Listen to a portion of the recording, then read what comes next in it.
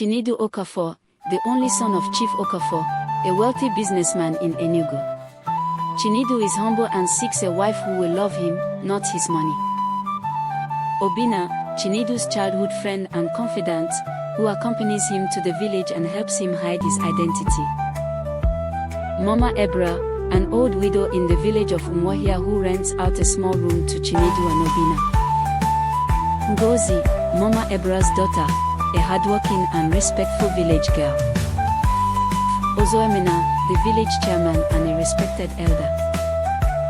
Ifeoma, Ngozi's friend, talkative and curious. Chief Okafor, Chinedu's father, a man of strong values. Elder Madu, one of the oldest men in the village, known for his wisdom. In the heart of Enugu, behind a mansion of grand pillars and golden doors, lived Chinedu Okafor. Though surrounded by luxury and privilege, Chinedu was restless. His father, Chief Okafor, was one of the richest men in the region, with businesses spread across the country. But Chinedu, now in his early 30s, wanted something that money could not buy, a genuine wife, one who would love him without knowing he was a millionaire. Chief Okafor had tried introducing his son to the daughters of wealthy families, but none of them touched Chinedu's heart. They were often drawn to his wealth, flattered his ego, and talked more of shopping and vacations than of home building and values. One evening, after dinner, Chinedu approached his father. "Papa," he said, "I have decided. I want to go away for some time. Not far. Just to a quiet village where no one knows me. I need to find a woman who will see me for who I am, not for the money we have." Chief Okafor looked at his son with concern. "So, you want to go like a common man?" "Yes, Papa. Let me go as a poor man. Let me earn her love." After much thought, the chief agreed, though reluctantly. "Very well, but Obinna must go with you. He is your brother in all but blood."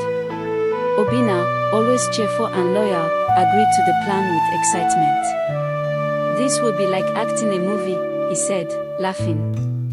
They packed lightly, 2 old bags with faded clothes. No phones, no fancy shoes. Just plain slippers, simple shirts, and wrappers. They chose the village of Umuahia, a quiet place in Abia State, known for its palm wine, masquerade festivals, and honest people. Umuahia was as peaceful as they had heard. On their arrival, they met Mama Ebra, a widow known for her kindness and wisdom. She had a small compound with 2 rooms for rent. When Chinedu asked for a place to stay, she looked at them carefully. "You boys don't look like you are from around here," she said. "We are not," Chinedu replied. "We are from Zoka. We came here to work on a small farm project." Mama Ebra nodded. "The rent is not much. You must help with firewood and water." "We will," they promised. And so they settled in. Days turned into weeks. They helped in the farm, fetched water, and swept the compound. Obinna made friends easily, while Chinedu stayed calm and observant. Mama Ebra had a daughter, Ngozi. She was the kind of girl that didn't need noise to shine. Every morning, she tied her wrapper, balanced a basin of cassava on her head, and walked barefoot to the stream. Her smile was like early morning sun, warm and simple. Chinedu noticed her, not because she was the most beautiful, but because she was the most sincere. She greeted everyone with respect, gave food to the children in the compound, and never complained about her hard life. One day, as she returned from the stream, Chinedu greeted her. "Ngozi, good morning." She paused and smiled. "Good morning. You are awake early today." "I like the morning breeze," he replied. She nodded and continued on her way. That small greeting became the seed of many conversations. Soon, they were talking at the backyard, helping each other wash clothes, and laughing over simple village jokes. Obinna noticed it first. "You're falling in love, my friend." Chinedu smiled. "I think I am. But I must be careful. I must be sure she loves me as I am. One Sunday after church, Ngozi invited Chinedu to follow her to the village square where palm wine was sold. Under the shade of an udala tree, they sat and talked about dreams. "I want to be a teacher one day," Ngozi said. "Why?"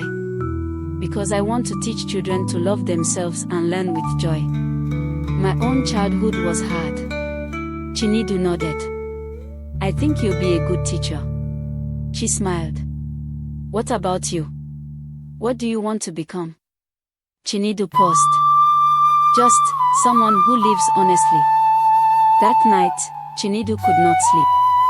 He thought of his father, his house in Enugu, the companies under his name. How would Ngozi react when she found out? One evening, Elder Madu, who always sat by the roadside cracking kola nuts, called Chinedu. "Young man," he said, "I watch people. I have lived long.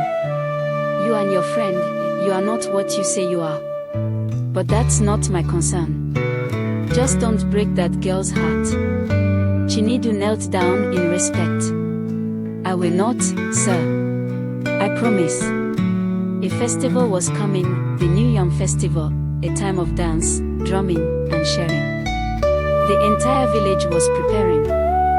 Women pounded yam, boys practiced the Ekoro drum, and girls rehearsed the Oho dance. Ngozi invited Chinedu to come and watch. He sat with pride as she danced in her red blouse, wrapper tied tightly at the waist beads jingling softly.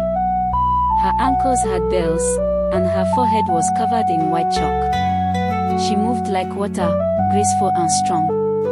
When she danced near him, their eyes met, and in that moment, he knew this was the woman he had been searching for.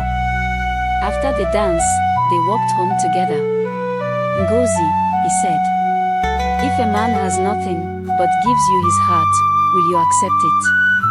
She looked at him. "A man with a good heart is richer than a man with 10 houses. I want peace, not gold." Chinedu swallowed. His heart was full. 2 months passed, and he decided it was time. He sat Ngozi down under the same udala tree. "There is something I must tell you," he said. "I am listening. I am not who you think I am. My name is Chinedu Okafor. My father is Chief Okafor of Enugu. I came here to find a woman who would love me without knowing I had wealth. I am not poor." She was quiet. "You lied to me." "Yes. But I did it because I needed to be sure. Please, forgive me." She stood up, walked a few steps away, and then turned back. "You hurt me with your lie. But you also lived like us. You carried firewood. You drank from the same cup. That is something no rich man would do. I need time, but I do not hate you." Chinedu nodded. "I will wait." 2 weeks later, Chief Okafor came to Umuahia in a long black jeep, with other elders and kinsmen. The entire village stood still. The compound of Mama Ebra was filled with visitors. People whispered and pointed. The chief came down and walked straight to Ngozi's house. He knelt down in front of her mother. "I came to ask for your daughter's hand in marriage. My son has chosen her." Mama Ebra was in shock, but she agreed. The elders of both families spoke, kola nuts were broken, and the date was fixed. Ngozi, still quiet, came out with a white scarf on her head. "You came in disguise," she said to Chinedu.